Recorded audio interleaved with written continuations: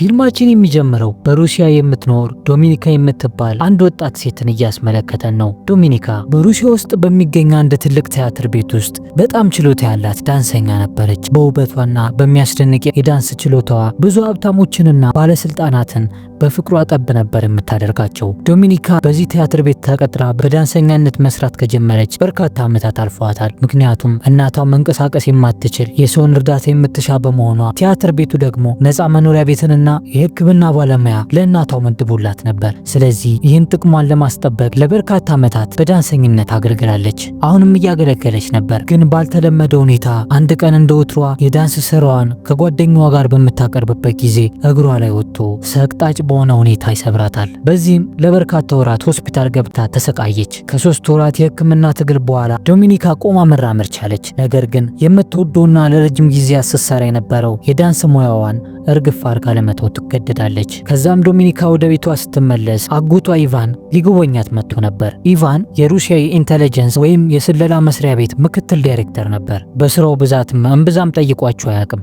ነገር ግን አሁን ከስንት ዓመታት በኋላ መምጣቱ በጣም ገርሟቸዋል። ከዛም ዶሚኒካ ለኢቫን መስተንግዶ ለማቀራረብ ጉድ ስትል ኢቫን ለምን ወደ እኔ መስሪያ ቤት መተሽ አትሰሪም ብሎ ጥያቄ ያቀርብላታል። የሚገርመው ዶሚኒካ ደግሞ እንኳን በስለላ መስሪያ ቤት ውስጥ ተቀጥራ ልትሰራ ይቅርና ለሚሰሩትም ሰዎች ታዝንላቸው ነበር እና መልሷም በፍጹም አይሆንም የሚል ነበር። ከዛም ኢቫን ብዙም ጥያቄ ሳያበዛባት ከኪሱ አንድ በካኬ የተጠቀለለ ወረቀት አወጣና ለማንኛውም ይህን ነገር ከተመለከትሽ በኋላ ሐሳብሽን እንደምትቀይሪ ሙሉ ለሙሉ እርግጠኛ ነኝ ብሎ ተሰናብቷት ይወጣል። ካኪ ፖስቶን ስከፍተውም በውስጡ የተለያዩ ፎቶዎችና የድምጽ መቅጃ ሪካርደር ታገኛለች። የድምጽ መቅጃውን ከፍታ ስትሰማም ሆነ ፎቶዎችን ስትመለከት ያልጠበቀችውና የማትገምተው ነገር ነበር ያጌችው። ይኸውም እሷ እግሯ ከተሰበረ በኋላ በቦታው ተክታት የተቀጠረችው ዳንሰኛ እግሯን ከሰበራት አብሯ ከሚሰራው ዳንሰኛ ጋር የፍቅር ግንኙነት ጀምረው ነበር። ስለዚህ እግሯን ሆን ብሎ እንደሰበራት ትገነዘባለች። ምን አይነት ተንኮለኛ ነው በፈጣሪ። ከዛም በእልና በንዴት ተሞልታ ወደ ቲያትር ቤቱ መለማመጃ ክፍላቸው ትሄዳለች። በዛም ስትደርስ እንደጠበቀችው በሻወር መታጠቢያ ክፍል ውስጥ እሷን የተካችውና እግሯን የሰበራት ዳንሰኞች ዓለማቸውን እየቀጩ ነበር። እናም ደም እስኪተፋ ድረስ በያዘችው የብረት ዱላ ደጋግማ ቀጥቅጣው በሞትና በህይወት መካከል ትተው ትወጣለች። ከዛም ከቦታው ብዙ ሳትርቅ የሰውየው ሁኔታ ስላላማራት እንዳይሞት ብላ ለፖሊስ ትደውልና አምቡላንስ ትጠራለታለች።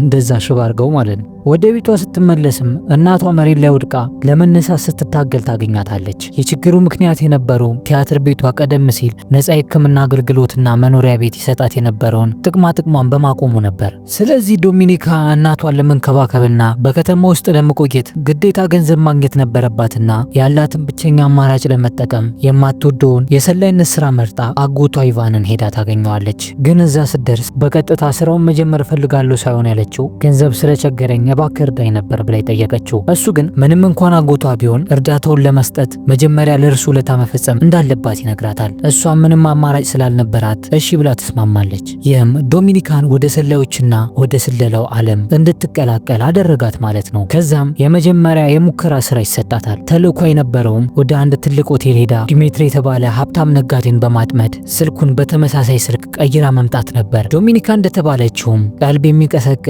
ቆንጆ ልብስ ለብሳ ሆቴል ውስጥ በመግባት ዲሜትሪ የተባለውን ነጋዴ ትጠባበቀው ጀመር። እንደተጠበቀውም ሀብታሙ ነጋዴ ዲሜትሪ ሽፍድ ያለ ሸፋዳ በመሆኑ በቀላሉ ነበር በዶሚኒካ እጅ ውስጥ የገባው። ከእርሷ ጋር ቁጭ ብሎ እንኳን ለማውራት ጊዜ አልነበረውም። ወደ ያዘው ክፍል ውስጥ አብሮን እንዲገቡ ያደርጋል። ዶሚኒካ ምርቃኗን ሆና ሰውየውን አቅሉን ታስተዋለች። እሱም ስሜቱን መቆጣጠር አልቻለምና አፈፍ አድርጎ አልጋው ላይ ጥሏት ፍላጎቱን ለመፈጸም ይሞክራል። እሷ ግን ዋና ዓላማዋ ስልኩን በተመሳሳይ ስልክ ቀይራ መውጣት ነበርና አልሰጥም ትለዋለች።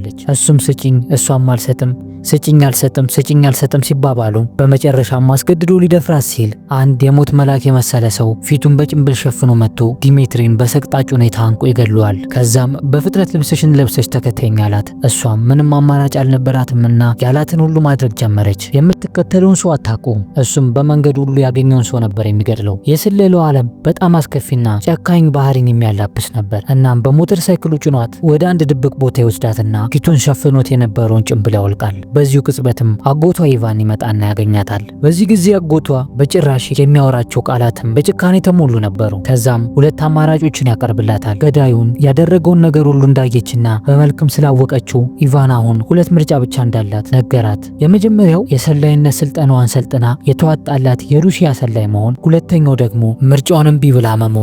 ስለዚህ ከመሞት መሰንበት ብላ ዶሚኒካ በግልጽ የመጀመሪያውን አማራጭ ለመምረጥ ትገደዳለች። ከዛም ወደ ስልጠናው ከመሄዷ በፊት እናቷን ትሰናበታታለች። እናቷም ከዚህ አስቀያሚ ህይወት ለመውጣት ያገኘሽውን ሁሉ አማራጭ እና መንገድ ተጠቀሚ ብላ ትመክራታለች። ከዛም የተመደበላት መኪና አንታርክቲካን በመሰለ መንገድ ላይ ወስዷት ግግር በረዶ በሚመስል ቤት ውስጥ አስገባት። ዶሚኒካም ጭልጥ ብላ ወደማትመለስበት ዓለም ውስጥ የመጣች ነበር የመሰላት። የመጣችበት ቦታ ሳይቤሪያ የሚገኘው የሩሲያ ወታደራዊና የስለላ ትምህርት ቤት ነበር። ከመግባቷ በፊትም አንዲት ጎልማሳ ሴትዮ ተቀበለቻት። የትምህርት ቤቱ የመጀመሪያ ህግ የነበረውም ከዚህ በኋላ እሷ ዶሚኒካ አይደለችም፣ እውነተኛ ስሟንም ሆነ ትክክለኛ ማንነቷን ጥላው እንደመጣች ማወቅ ነው። በተጨማሪም ሁሉም ተማሪዎች ስፓሮስ ወይም ድንቢጦች እየተባሉ የሚጠሩ ሲሆን ከመላ ሀገሪቱ የተሰበሰቡ ለስለላ የተመረጡ ተማሪዎች ነበሩ። እናም ዶሚኒካ ባላሰበችውና ባልጠበቀችው ሁኔታ እገኝበታለሁ ብላም ባልገመተችው ቦታ ተገኝታ የስለላ ትምህርቷን መከታተል ጀምራለች። ዋናው ትምህርት ሰላዮች እንዴት የሰዎችን ድክመቶች ማግኘትና መጠቀም እንደሚችሉ መለየት ነበር። በመቀጠልም የአለቆቻቸውን ትዕዛዝ እስከ ጥግ ድረስ ማክበር የሚለው ነበር። ለምሳሌነት ያህልም አስተማሪዋ ዶሚኒካንና አንድ ወንድ ልጅን ወደፊት እንዲወጡና መለመላቸውን ሆኖ እርቃናቸውን እንዲቆሙ ታዛቸዋለች። እነሱም የተባሉትን ማድረግ ነበረባቸውና ልብሳቸውን ያውላለቃሉ። ዋናው የዚህ ስልጠና ዓላማ ምንም አይነት ይሉኝታ እንዳይዛቸው ለማድረግ ታስቦ ነበር። ከዛም መምህሯ ከዚህ በኋላ አንቺ የሩሲያ ንብረት ነሽ ብላ ምንም አይነት ትዕዛዝ መቀበል እንዳለባት ትነግራታለች። ከዚህ በኋላ ዶሚኒካና ጓደኞቿ የመሳሪያ ተኩስን፣ የተዘጉ በሮችን መክፈትን፣ ድብቅ ነገሮችን መለየትን፣ ብቻ አንድ ሰላይ መማር አለበት የተባለውን ትምህርት ሁሉ ትማራለች። በሚያስገርም ሁኔታ በሁሉም የትምህርት አይነቶች ከፍተኛ ውጤት ነበር ያስመዘገበችው። በአጠቃላይ ዶሚኒካ ለስለላ ዓለም የተፈጠረች ነበር የምትመስለው። በዚህም ሌሎች ተማሪዎች በሷ ላይ ይቀኑባት ነበር። አንድ ወንድ ልጅም በሁሉም ነገር ትበልጠው ስለነበር በቅናት አብዷል። እናም አንድ ቀን ዶሚኒካ ገሏን ስትታጠብ በድንገት ከጀርባዋ መጥቶ አልባሌ ነገር ለመፈጸም ይታገላት ጀመር። እሷ ግን በቀላሉ እጅ አልሰጠችም። የበሩን እጀታ ገንጥላ አስተኝታ እንደ እንኩሯ ነኮረችው። ከዛም ክስተት ከዳይሬክተሮቹ ቢሮ ዘንድ ደርሶ ለማነጋገር ይጠሯቸዋል። እዛም ሲቀርቡ ልጁ እንደ ህፃናት ደብተር በፕላስተር ተለዳድፎ ይመጣል። ከዛም ዳይሬክተሮቹ እርስ በርሳቸው ይነጋገሩና ወደ ክፍላቸው እንዲመለሱ ያዟቸዋል። የዕለቱ ትምህርታቸውንም ሲጀምሩ አስተማሪዋ ዶሚኒካን ትጠራትና የሚፈልገውን ነገር ስጪው ትላታለች። እንዴ ሰው ፊት አረ ይደብራል። ዶሚኒካ ግን ምንም አላመነታችም። ተማሪዎቹና አስተማሪዎቹ ፊት ልብሷን አውላልቃ ካለችው ልጁም ልብሱን ያወልቃል። ነገር ግን ደፍሮ የፈለገውን ነገር መፈጸም አልቻለም። ለካ የልጅ ዋና ፍላጎት እሷን መድፈር ሳይሆን በሁሉም ነገር ተበልጦ ስለነበር በእርሷ ላይ ያለውን የበላይነት ለማሳየት ነበር። የአካዳሚው ርዕሰ መምህርም ቆሞ ሲከታተላቸው ነበር። እናም ዶሚኒካ የሌሎችን አይምሮ የማንበብ ጥበብ እንደተካነች አምኖ ስልጠናዋን በሙሉ እንደጨረሰች አድርጎ እንዲጻፍላትና ወደ ሩሲያ ተልካ በፍጥነት ተልኮ እንዲሰጣት ያደርጋል። ከዛም ወደ ሩሲያ ትመለስና እናቷን አግኝታ ናፍቆቷን መወጣት ጀመረች። ግን ወዲያው አጎቷ ኢቫን ደውሎ ለራት ያገኛትና የመጀመሪያውን የስለላ ተልእኮ ይሰጣታል። ተልእኮ የነበረውም አንድ ናሽ የተባለ የአሜሪካ ሰላይ በሩሲያ ምድር ውስጥ ሆኖ ከአንድ የሩሲያ ሰላይ የተለያዩ መረጃዎችን እየተቀበለ ለአሜሪካ ያስተላልፍ ነበር። በመጨረሻም የሩሲያ ሰላዮች ሊይዙት ተቃርበው ነበር። አንድ ቀን ምሽት ላይ እንደተለመደው ናሽ ከአንድ መረጃ ከሚቀበለው የሩሲያ ሰላይ በድብቅ መረጃ እየተለዋወጡ ሳለ ወዲያው ፖሊሶቹ ከተፍ ይላሉ። ናሽም ወዲያው ሽጉጥ በመተኮስ ጓደኛው እንደተነቃባቸው ነግሮት እርሱም መግሪያ አውጪኝ ብሎ ማምለጥ ይጀምራል። ፖሊሶቹም እያሳደዱት ሳለ ግን በመጨረሻ ወደ አሜሪካ ኤምባሲ ገብቶ ነበር ያመለጣቸው። ከዚህ በኋላ ናሽ ወደ ሀገሩ አሜሪካ ተመልሶ ለሌላ ወደ ሃንጋሪ ሀገር ቡዳፔስት ወደምትባል ከተማ ተላከ። የሩሲያ ሰላዮችም ሰውየው ቡዳፔስት እንዳለ አውቀዋል። ስለዚህ የዶሚኒካ ዋና ስራ የነበረው ይህንን ሰው በድብቅ ቀርባ ለእርሱ መረጃ ሲያቀብለው የነበረውን ሰው ማግኘትና እርሱ የወሰዳቸውን መረጃዎች በሙሉ መሰለል ነበር። ከዛም አጎቷ ኢቫን ይህንን ግዳጅ በብቃት የምትወጣ ከሆነ የጀግና አሸኛኘት ተደርጎላት ከስለላ ዓለም እንደምትወጣ ቃል ይገባላታል። ስለዚህ ዶሚኒካ የተባለችውን ከመፈጸም ውጪ ሌላ አማራጭ አልነበራትምና ሻንጣዋን ሸክፋ ወደ ሃንጋሪ ቡዳፔስት ከተማ ትጓዛለች። ያረፈች ያረፈችባትም ሴት ማርታ የምትባል ሲሆን እሷም ልክ እንደ ዶሚኒካ የሩሲያ ሰላይ ነበረች። ከዛም ማርታ ስለመጣች ደስ እንዳላት ገልጻላት በዚህ ቦታ ለረጅም ዓመታት ያህል እንደመስራቷና ሲኒየሯ እንደመሆኗ መጠን ስለ ስራው ጸባይ ትነግራታለች። በተለይም አሁን የቅርብ አለቃቸው ሆኖ የተመደበው ሰው ስሜቱን መቆጣጠር የማይችልና ያገኘውን ሴት ሁሉ መቅመስ የሚፈልግ አይነት እንደሆነ ትነግራታለች። በእርግጥ ማርታ ትክክል ነበረች። ዶሚኒካ የስራ መመሪያ ካለቃዋ ለመቀበል ስትሞክር እሱ ባገኘው አጋጣሚ ሁሉ ለመተሻሸት ነበር የሚሞክረው። ምን ይወስበት ነው ባካችሁ፣ አሁን ነው አለቃ ያደርጉት። እሷ ግን አስቀድማ አውቃ ስለነበር ለሚያደርገው ነገር ሁሉ ግድ አልሰጣትም። ዋናው ትኩረቷ ስራዋ ላይ ነበር። የምትከታተለው ሰው ናሽም እንደተባለው በቡዳፔስት ውስጥ ተገኘ። ባደረገችበትም ክትትል ናሽ በየቀኑ ዋና መዋኘት እንደሚወድ አውቃለች። ከዛም እሷ ጸጉሯ ልውጥ መሆኗን እንዳያሳውቅባት ጸጉሯን ቢጫ ቀለም ትቀባና በነጋታው ናሽ ወዳለበት የዋና ቦታ ሄዳ ትመዘገባለች። መጀመሪያ ላይ እንደተባለችው ሐሰተኛ ስሟን ነበር ያስመዘገበችው። ነገር ግን ትንሽ ቆየችና ትክክለኛ ስሟን ጽፋ ትሰጣታለች። ዶሚኒካ ይህን ያደረገችው ወደዚህ የስለላ ስራ የገባችው ሳትፈልግ ስለሆነ እሷ የነሱን ትዕዛዝ ሙሉ ለሙሉ አለመቀበሏን ለማሳየት ነበር። ከዛም ዶሚኒካ ስራዋን መስራት ጀመረች። አሻፋጅ ዋና ልብስ ለብሳ ናሽ ወዳለበት ቦታ ሆን ብላ በመሄድ ትኩረቱን ለመሳብ ትሞክራለች። ግን ሰላይ መሰለል በጣም ከባድ። እናም ዋናዋን ጨርሳ ወደ ቤቷ ስትሄድ ናሽ በመንገድ ላይ ጠብቃትና ያገኛታል። ናሽም ባልተጠበቀ ሁኔታ ለሱ ስትል ጸጉሯን ቢጫ ቀለም መቀባቷንና ሆን ብላ ወደ እርሱ ለመቅረብ የተለያዩ ሙከራዎችን ስታደርግ እንደነበረ እንደተመለከታት ይነግራትና ከእርሱ ምን እንደፈለገች በግልጽ ይጠይቃታል። ዶሚኒካን ብትደናገጥም ነገር ግን ምንም እንዳልተፈጠረ በማስመሰል እኔ ስለምትለው ነገር አላውቅም ብላ በአውቶቡስ ተሰናብተው ትሄዳለች። በቀጣዩ ቀንም እሱን አገኘዋለሁ ብላ ወደ መዋኛ ገንዳው ትሄዳለች። ነገር ግን ናሽ የእሷን የተመዘገበችበትን ፋይል ሰርቆ ወደ ቦታው አልመጣም ነበር። ናሽም አዲስ ያገኘውን መረጃ ለአለቆቹ ያሳውቃል። ባደረገው ምርመራ መሰረትም እሷ የቀድሞ ዳንሰኛና አሁን ላይ የሩሲያ ደህንነት ሰላይ በተጨማሪም የሩሲያ ደህንነት ኤጀንሲ ምክትል ዳይሬክት አጎቷ እንደሆነ ለአለቆቹ ይገልጽላቸዋል። ኧረ በስመ አብ ምንም የሚያስቀረው ነገር የለም። ግን ናሽ አንድ ነገር ውል ብሎታል። ምክንያቱም ሰላዮች ስማቸውንና ማንነታቸውን ቢቀይሩም እሷ ግን በትክክለኛ ስሟ እየተጠቀመች ስለሆነ ከዚህ ጀርባ አንድ የተደበቀ ዓላማ ሊኖራት እንደሚችል ይጠረጥርና ከእርሷ ጋር ግንኙነት መፍጠር ይጀምራል። በቀጣይ ጊዜም በአንድ የወይን መጠጥ ፌስቲቫል ላይ ብቻዋን ወይን እየጠጣች ሳለ ናሽ መጥቶ ያገኛታል። ከዛም ናሽ ለዶሚኒካ አሁን ላይ እርሷ የሩሲያ ሰላይ እርሱም የአሜሪካ ሰላይ መሆናቸውን ስለተዋወቁ ምንም ሳይሳቀቁ ያለ ገደብ ማውራት ጀመሩ። በመጨረሻ ናሽ ጓደኛዋ መሆን እንደሚፈልግ አስታውቆ በማግስቱ ማታ ለራት ይቀጥራታል። ከዛም ዶሚኒካ ከምሽቷ በኋላ ወደ ቤቷ ስትመለስ በቤቷ ውስጥ ማንም አልነበረም። በዚህ ጊዜ ማርታ ለመኖሯን ተጠቅማ ያለችበትን ቤት መፈተሽ ትጀምራለች። በዚህ ጊዜ ሳታስበው የማርታን ዕለታዊ ውሏን የምታሰፍርበትን ዳይሪና አንድ የፎቶ ስብስብ ታገኛለች። ዳይሪዋን ስታነብና ፎቶቿን ስትመለከት ማርታ ከአንዲት አሜሪካዊት ሰላይ ጋር አልባሌ ግንኙነት እንደጀመረችና በቅርቡም ወደ እንግሊዝ ተጉዛ $250,000 የሚያወጣ የስለላ ስምምነት ልታደርግ እንደሆነ ትገነዘባለች። ማርታም ወደ ክፍሏ ስትመለስ ዶሚኒካ ምንም እንዳልተፈጠረና ሰላማዊ እንደሆነች ታስመስላለች። ከዛም የቅርብ አለቃቸው ምሽታቸውን አብሮ እንዲያሳልፉ ጠይቋት እምቢ እንዳለችው ትነግራታለች። በዚህ ምክንያትም ሴሰኛው አለቃ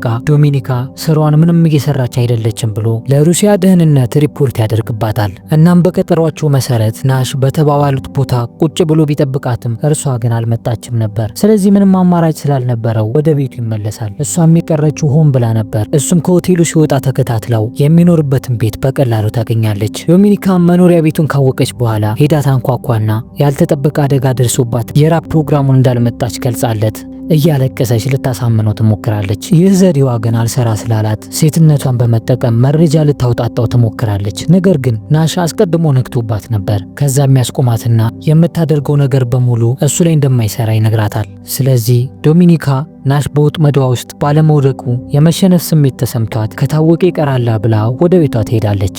በቀጣይ ቀን ጠዋትም በተለመደው በሚገናኙበት ቦታ ቆማ ትጠብቀዋለች። ነገር ግን ናሽ አልመጣም ነበር። ስለዚህ ወደ ቤቱ ሄዳ ታንኳኳለች። የሚከፍትላትም ሰው አልነበረም። ወደ ውስጥ ስትዘልቅም ናሽ በቦታው አልነበረም። ከዛም ቤቱን በሙሉ ፈተሸች። ነገር ግን ምንም ጠቃሚ መረጃ አላገኘችም። ከዛም በመጨረሻ ባዶ እጄን ከመውጣ ብላ ናሽ ሲጠቀምበት የነበረውን የወይን ብርጭቆ ይዛ ትወጣለች። ብርጭቆውን ይዛም ወደ ቤቷ ስትመለስ ሳታስበው አጎቷ ኢቫንን ታገኘዋለች። ኢቫን የመጣው ምንም ስራዋን እየሰራች አይደለም በመባሉ ምክንያት ይዟት ወደ ሩሲያ ሊመለስ ነበር። እሺ መውሰዱን እሱ ሰደኝ፣ ነገር ግን ማርታ ከአሜሪካ ሰላይ ጋር የ250 ሺህ ስምምነት ልታደርግ እንደሆነ ብነግርህስ ብላ በጣም ጮማ የሆነ መረጃ ትነግረዋለች። በዚህ ጊዜ ኢቫን ያልጠበቀውን ነገር በመስማቱ በጣም ይገረማል። ከዛም ይልቁን እኔን ከመውሰድ በፊት በምትኩ ለኔ $250,000 መስጠት ይጠበቅብሃል ትለዋለች። ኢቫንም በጥያቄው ፈገግ ይልና የነገረችው መረጃ አስፈላጊ ሊሆን እንደሚችል ተረድቶ ዶሚኒካን የመውሰድ ውሳኔውን ትቶ ወደ መጣበት ይመለሳል። ግን ኢቫን ፓስፖርቱንና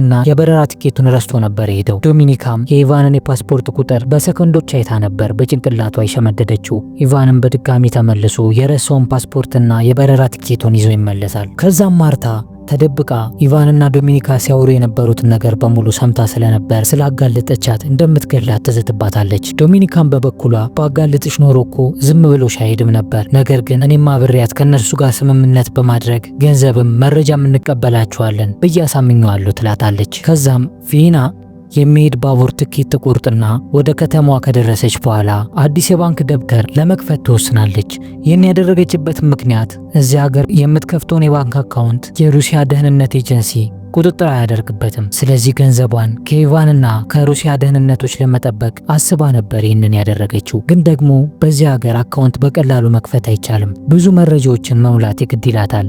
ስለዚህ ይህን ጉዳይ በዘዴ ለማለፍ ቀዳዳ መንገድ ስትፈልግ በባንክ ውስጥ የሚሰራ አንድ የዋህና ገራገር የሚመስል ልጅ እይታዋ ውስጥ ይገባል። የዶሚኒካ ምርጫም ትክክለኛ ነበር። በእርግጥም ልጁ አዲስና ልምድ የሌለው ነበር። ከዛም ሆን ብላ ባንካቸው ሲዘጋ የመውጫ ሰዓታቸው ላይ ከባንኩ ሲወጣ ጠብቀው ተለሳልሳ አሻፋጭ በሆነ መልኩ በጣም ለአስቸኳይ ጉዳይ አካውንት መክፈት ፈልጋ እንደሆነ ትነግረዋለች። እሱም ምንም እንኳን የሥራ መውጫ ሰዓቱ ላይ ብትመጣም በመልኳና በንግግሯ ተማርኮ ስለነበር ወደ ስራው ተመልሶ አዲስ የባንክ አካውንቷን እንድትከፍት ይረዳታል። አብዛኞቹ ወንዶች ግን እንደዚህ ልጅ ምስኪን ነን። ሴቶች ፈገግ ሲሉልንና በፍቅር ቃላት ሲያዋሩን የእውነተኛን የፈለጉን ነው የሚመስለን። ለማንኛውም ማርታ ዶሚኒካ ሚስጥሯን ስላወጣችባት ቂም ይዛባት ስለነበር ወደ ቅርብ አለቃቸው ሄዳ ያለነሱ እውቅና ወደ ቪና ተጉዛ እንደነበር ታሳውቃለች። ዶሚኒካም ምሽት ላይ ወደ ቤቷ ትመለሳለች። በቦታው ስትደርስ በሩ ተከፍቷል። በውስጥም ማርታ የለችም። በድንገት ሳታስበው ከጀርባዋ ከዚህ በፊት ባለሀብቱ ዲሜትሪ ሊደፍራት ሲል መጥቶ የገደለው ሰው ጭንቅላቷን ይዛትና አስቆንብሶ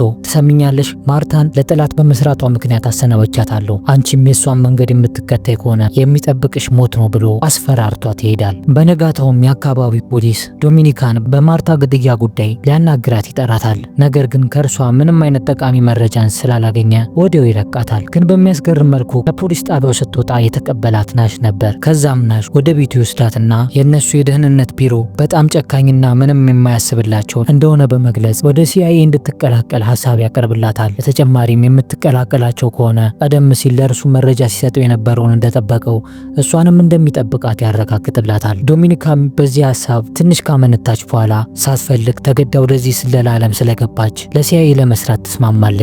ደብል ኤጀንት ሆነች ማለት ነው። በነጋታውም በስምምነቷ መሰረት ናሽ በድብቅ ወደ ሲአይኤ ቢሮ ይዟት ይሄዳል። እዛም እንደደረሰች በላይዋ ላይም የውሸት መቆጣጠሪያ ማሽን ተገጥሞባት የተለያዩ አወዛጋቢ ጥያቄዎችን አከታትሎ ይጠይቋት ጀመር። ነገር ግን የመፈተሻ መሳሪያ በሰላዮች ላይ ብዙም አይሰራም። ዶሚኒካም ወዲያው ነበር ፈተናቸውን ያለፈችው። ከዛም ስራዋን ከመጀመሪያዋ በፊት እሷ በጣም የሰለጠነች ሰላይ እንደሆነችና ለእነርሱ ለመስራትም በየወሩ $30,000 ቬና ወደሚገኘው የባንክ አካውንቷ ማስተላለፍ እንዳለባቸው የራሷን ቅድመ ሁኔታዎች ታስቀምጣለች። በተጨማሪም እነርሱም ሰላዮቹም በራሳቸው የማይከፈላቸውን ገንዘብ በየወሩ እንዲከፈላት በመጠየቋ ይደናገጡና ዝም ሲሏት የእነርሱ የቅርብ አለቃ እና በአሜሪካ ሴኔት ውስጥ የሚሰራ ሰው በድብቅ ለሩሲያ ሚሳኤሎችን ለመሸጥ እየተደራደረ እንደሆነ አስደንጋጭ መረጃን ታደርሳቸዋለች። ይህ ዜናም ሁሉንም ያስደነግጥና ዶሚኒካን ዝቅ አድርገው መመልከታቸውን ያቆማሉ። ዶሚኒካም ከዚህ ድርድሯ በኋላ በሩሲያ ደህንነት አንድ ተልእኮ ተሰጣት።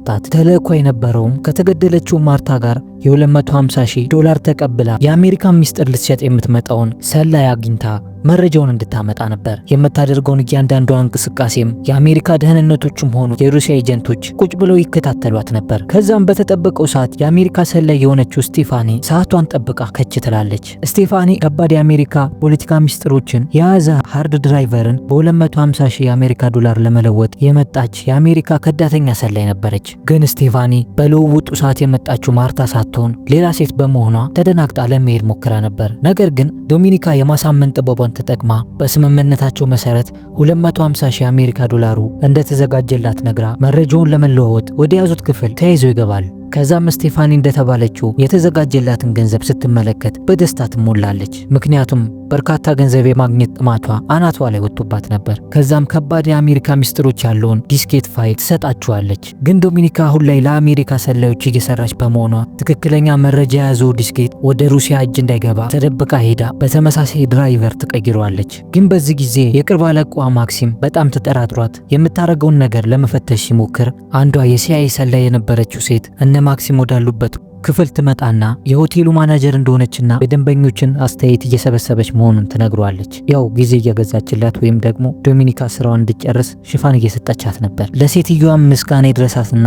ማክሲም ሳያውቁባት ዶሚኒካ ድራይቨሩን የመቀየር ስራዋን በስኬት ታጠናቅቃለች። ከዛም ተልእኳቸው በመጠናቀቁ ማክሲምና ዶሚኒካ ክፍሉን ለቀው ይወጣሉ። እናም ዶሚኒካ በፍጥነት ደውላ ለስቴፋኒ ገንዘቡን ይዛ በአንድ ሰዓት ጊዜ ውስጥ በፍጥነት የማትወጣ ከሆነ እንደሚደርሱባት ታስጠነቅቃታለች። ስቴፋኒም በሻንጣ ሞላ ገንዘቧን ተሸክማ ሆቴሉን ለቃ በምትወጣበት ጊዜ በግራና በቀኝ የአሜሪካ ሰላዮች እየተከታተሏትና እንደደረሱባት ትገነዘባለች። በዚህ ጊዜ በጣም ደንግጣ የያዘችውን ሻንጣ የቆሻሻ መጣያ ውስጥ ከታ ለማምለጥ በምትሞክርበት ጊዜ አንድ ከባድ የጭነት መኪና ሳይታሰብ ተንደርድሮ እላይዋ ላይ ወጣባትና ስቴፋኒ በሰቅጣጭ ሁኔታ ትሞታለች። ይህ አደጋም ድንገተኛ ይመስላል እንጂ በሲአይኤዎች የታቀደ በስቴፋኒ ላይ የተላለፈ የሞት እርምጃ ነበር። ምክንያቱም እሷ መረጃን አሳልፋ ለሩሲያዎቹ እየሸጠች ስለነበር ሲአይኤ ቀድሞ ደርሶባት ነበር እርምጃ የወሰደባት። በዚህ ጊዜ ስቴፋኒ ሆን ብላ እንደተገጨች የሩሲያ ደህንነቶች ሲያውቁ የሆነ ትክክል ያልሆነ ነገር እንዳለ ጠርጥረው ዶሚኒካን ለመመርመር ያቅዳሉ። ከዛም የቅርብ አለቃዋ ማክሲም ተልእኮሽን በስኬት በማጠናቀቅሽ የሩሲያ መንግስት ሊያመሰግንሽ ይፈልጋል ብሎ ባላሰበችው ሁኔታ ወደ ሩሲያ መብረር እንዳለባት ይነግራታል። ዶሚኒካን ባላሰበችው ሁኔታ ወደ ሩሲያ በፍጥነት እንድትመለስ መደረጉ እሷን መረጃ አሳልፎ በመስጠት መጠርጠራቸውን የሚያሳይ ግልጽ ማስረጃ መሆኑን አውቃ ነበር። ወደ ናሽ ስንመጣ ደግሞ ዶሚኒካ ወደ ሩሲያ እየተወሰደች መሆኑን ሲረዳ የሁኔታ የዶሚኒካን ህይወት አደጋ ላይ እንደሚጥል ስላወቀ በፍጥነት እሷን ለማዳን ተስፋ በማድረግ ወደ አየር ማረፊያው በፍጥነት ይነዳና ይደርሳል። ነገር ግን ጊዜው ረፍዶ ነበር። ዶሚኒካ ትኬቷ ተቆርጦ አልቆ ወደ አውሮፕላኑ ለመግባት ሰልፍ ይዛ በነበረበት ሰዓት ነበር የደረሰው። ስለዚህ ናሽ ምንም ማድረግ ባለመቻሉ አቅመ ቢስ ሆኖ ቀረ። እንደገመተችውም ዶሚኒካ ሩሲያ ስትደርስ የጀግና አቀባበል ሳይሆን የሩሲያ የማሰቃያ ክፍል ነበር የጠበቃት። ከዛም ሰላዮችን የሚያወጣጡ አደገኛ ሰዎች ይመጡና መረጃን ለአሜሪካ ሰዎች አሳልፋ እንደሰጠች ይጠይቋታል። ነገር ግን እርሷ ምንም ስለሚያወሩት ነገር እንደማታውቅና እርሷ ተልእኳን ለመፈጸም ብቻ እየተንቀሳቀሰች እንደነበር ትነግራቸዋለች። በዚህ ጊዜ ምንም አይነት መረጃ ባለማውጣቷ አጎቷ ኢቫን ይናደድና ስቃያቸውን እንዲጀምሩ ይነግራቸዋል። ራቁታን አልጓት ቀኑን ሙሉ ውሃ እየደፉባት ያሰቃዩት ጀመር። በዚያ ልናገር ስትል ደግሞ ህመሙ አጥንት ድረስ በሚሰማ ዱላ እየደበደቡ እውነቱን ተናገር ይሏት ጀመር። ነገር ግን እርሷ ተልእኳን ከመስራት ውጪ ምንም የምታውቀው ነገር እንደሌለ ደጋግማ ትናገራለች። በመጨረሻ ምንም ማስረጃ አላውጣ ስትል የቅርብ አለቃዋ የነበሩ ማክሲም ተልእኳቸውን ከመስራት ይልቅ ሴቶችን እንደሚተናኩል ስለተደረሰበት አይኗ እያየ ግንባሩን ብሎ ይደፉታል። እናም አንቺ ማትናገሪ ከሆነ የእሱ ጣፈንታ ነው የሚደርስሽ ብለው እውነታውን እንድታወጣ ይጠይቋታል። እሷ ግን አሁንም መልሷ አላውቅም ነበር። በመጨረሻም ጭንቅላቷ ላይ ሽጉጥ ደቅነው ይተኩሱባታል። ነገር ግን ሽጉጡ እላይ የሌለው ባዶ ነበር። ምክንያቱም እሷ ፈርታ እውነቱን እንድታወጣ ያደረጉት የመጨረሻ ማስፈራሪያ ነበር። ግን ዶሚኒካ በአቋሟ በመጽናቷ ምክንያት ትክክለኛ ሰው እንደሆነች ተረድተው ማሰቃየቱን ያቆማሉ። ኢቫንም ይመጣና የእህቱ ልጅ እንደዚህ መሰቃየቷን ሲመለከት ትንሽም ቢሆን አዘነላትና ለጊዜውም ቢሆን እንድትለቀቅ ይወስናል። ከዛም ዶሚኒካ ተልእኳን እንድትቀጥል ይፈቀድላትና